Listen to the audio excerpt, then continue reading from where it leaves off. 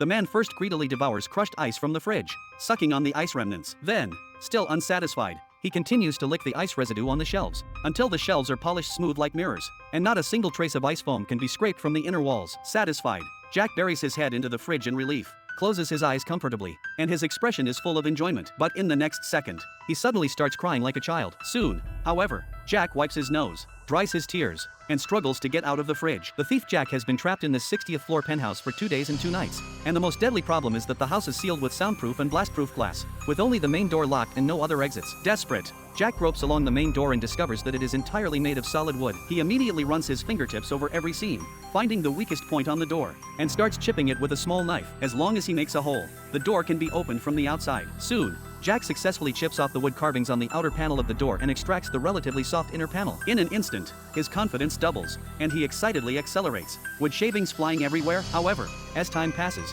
the damaged central air conditioning makes it increasingly hot, and large beads of sweat roll down Jack's neck. The water he had taken from the fridge had long been consumed. Jack is unbearably thirsty, so he puts down the knife and begins searching the entire house for water. But ever since the alarm was triggered, the whole house has had no water. All faucets, including the toilet, cannot produce a single drop. Staring at the toilet he cannot flush, Jack hesitates for a long time, but ultimately lacks the courage to drink from it. Next, he crawls into the plant area in the corner of the living room, digging out the automatic watering pipes, but to his further despair, not a single drop comes out after unscrewing them. Finally, Jack sets his sights on the luxurious fish tank in the living room. He tentatively dips his finger into the tank, bringing a bit of water to his mouth and sucking hard, but the seawater is bitter and astringent, striking his brain, making his already parched throat even more uncomfortable. Helplessly, Jack can only endure the thirst and continue chipping the door. Suddenly, the knife tip hits something and produces a dull sound. He is slightly surprised and quickly touches it with his fingers. It does not feel like wood. Jack instantly feels half his courage drain away,